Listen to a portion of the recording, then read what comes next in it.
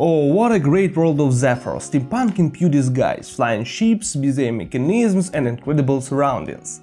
Hi to everyone, this is Beaver and Bot Games, and as you understand, today we will plunge headlong into the world of steampunk with the game Zephyr Winds of Change. This box came to me for the review from the publisher Portal Dragon, and this is a cooperative game from 1 to 5 players in which players have to complete exciting missions and perform various tasks flying on their incredible airships. During the campaign, players will have to make a lot of crucial decisions on the way to the main boss, who will not leave a chance for an ununified team. Well, let's figure out how to go on an epic adventure and get out of it as a winner in Zephyr Winds of Change. In Zephyr, players act as captains of airships, which, by the way, must be chosen before the start of the game, and each of the available ships has a different feeling and unique ability. Yes, and the number of cells for upgrades is also different. Every player receives his shipboard as the accompanying things like tokens and ship standee, along with a deck of cards, because Winds of Change is also a deck building game. After that, a mission card is selected, and that not only creates a story for your adventure, but also sets goals for the whole game. Well, in addition, the starting supplies of the players is also indicated on the card. After receiving their belongings and also some scrap, it is necessary to put a marker on the first part on the mission track. Well, of course, in the beginning you need to buy some upgrades for your Swallow. Besides, you have already put the good part of scrap, and on the board there are two types of cells. Hull upgrades, into which you can buy armor, or structure upgrades, which are simply hits. The second time is system upgrades, which are also divided into three types: maneuver, attack and tech. And if there is everything clear with the first and the second types, tech upgrades also, for example, needs to repair damage or get an additional card. In total on market we have 4 types of upgrades: bronze level, that cost 10 scrap, silver on 20 and gold on 30, but the blue ones is the legendaries, and you just cannot buy this, and this is the loot falling from the bosses, and buying various updates they are installed in the appropriate cells. But in addition there is a special deck with the upgrades and corresponding cards that player need to mix into the deck with the base player deck. Well, and of course, how do you imagine yourself driving such a large ship alone? So if you want to, you can hire a team, and each member of this team costs 20 pieces of scrap. After the price is paid, you need to take one of the cards of the faction, and in addition also a personality card. You just look how cool cards in this deck. They have a transparent background, just like in Mystic Veil or Gloom, and the player selects a random card from the deck and puts it on the faction card. Thus, it builds a unique combination of the abilities of the personality and the faction itself, which the player will be able to activate during the game. And this sandwich is placed in one of the 3 stations at the bottom of the board. And depending on the location, the player can get one of 3 bonuses. In general, after this you need to open the card of the region, and it already determines the area on which the game will take place, and of course it also dictates certain conditions and changes in the game process. At the beginning of the new day, each player has the right to take one of the assignment cards, unless of course he does nothing now. These cards are some kind of optional job. Short missions that make you fly through control points, of course. There is a description and reward for fulfillment the conditions, but the main thing that you always get a choice which way to go. Well, the description of the special points are described directly on the quest card, and more often they simply brings an additional bonus, taking another day of the journey. So when a player takes an assignment, he puts his ship on the starting point and may call even several more allies with him, depending on the available slots.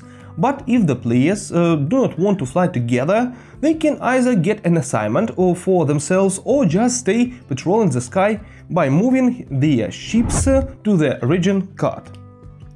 In general, always at the beginning of this phase, players need to move day marker to the next day, and if it enters new region, players must reveal new region card. And also players move the ships either to the card of the region or further along the chosen path to the next spot.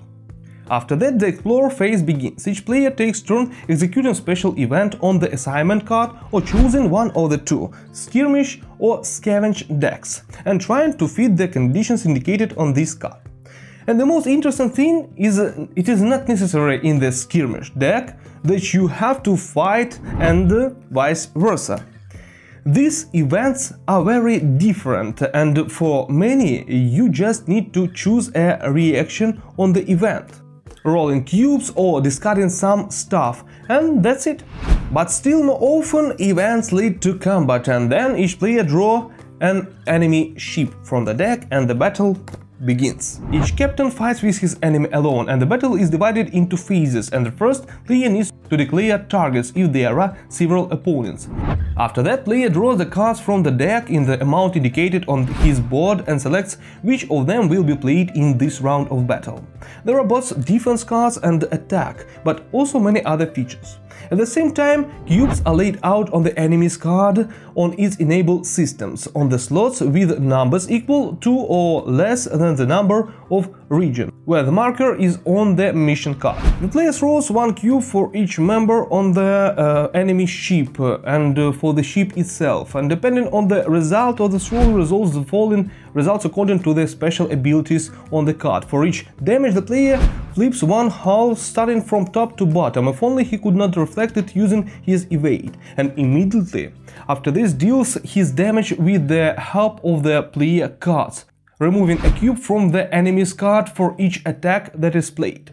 If after the mutual attacks no one of the opponents has lost all their lives, a group phase begins in which the allied ships, which are in the same region, can help and engage in battle with the enemy. But the whole battle goes to the complete surrender of one of the sides, and after, if the victory achieved, you can collect trophies, and the player throws 1, 2 or 3 cubes for each ship depending the level on the mission track.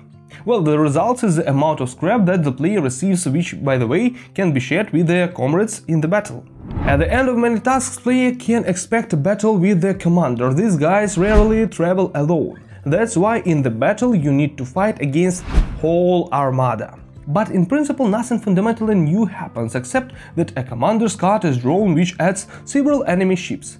But on victory, the reward is simply incredible, and the player can even get an epic upgrades for his ship. The most important thing is that even if you get a fatal damage in one of the battles, you are not out of the game. Just throw a die and apply the results according to the special table, and then continue the adventure. After all the battles have ended, a new day begins and the marker moves to the next spot on the mission track, and if the round is over and your ship reaches the last point on the assignment card, then congratulations, you completed it and get a deserved reward from the assignment itself. And after that, all the ships returns to their boards and repair the damage, hull upgrades and buy new ones. In the whole adventure lasts until the conditions on the mission card are reached, and then the final battle takes place. In fact, I still haven't talked about really many things. The game has special Warlords, who are selected at the beginning of the game with the special cards and special waves with attacks.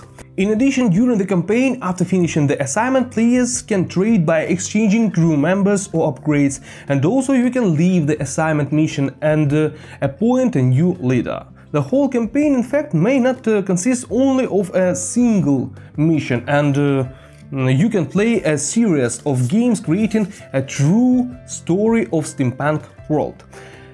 But what else is important in Zephyr? That you can play it in a solo mode. In general, Zephyr is rather unusual and interesting game with its own features, for example the battle that is played differently for the player and the rival, and if for the enemy you just need to throw cubes, then the player uses his own deck and draws cards, and what the player can do already depends on him.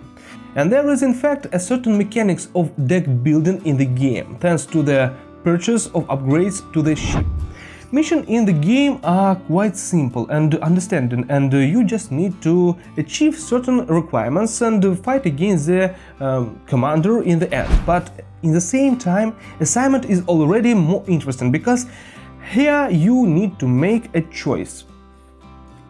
Whether you will go for a shot, saving some time and lose the opportunity to get additional bonuses, or to lose one additional day if you go a long road. By the way, the option with the 2 event cards, Skirmish and Scavenge, is also a good solution, because in fact nothing prevented from combining everything together in one deck. But here the player himself decides what he wants more, battle or the ability to easily fly away to a new day. Zephyr really gives a lot of opportunities to the players, but what's most important in the game is a story, and although it's not very clear, in general, who we are and where we came from. But what's happening during the campaign is quite interesting. And of course, I cannot fail to know the interaction between the players, because here you can help each other by joining the battle, declare targets for defense and attack, and in general it turns out a real team game. And also I must say about components, because they are just gorgeous and really amazing. Truly to say, I was a little bit shocked when I saw such a sick ship mass and personality cards which have a transparent background, and you combine yourself who will be a new crew member in your team. Summing it up, I will say that Zephyr Winds of Change still has something to show to the players every new game.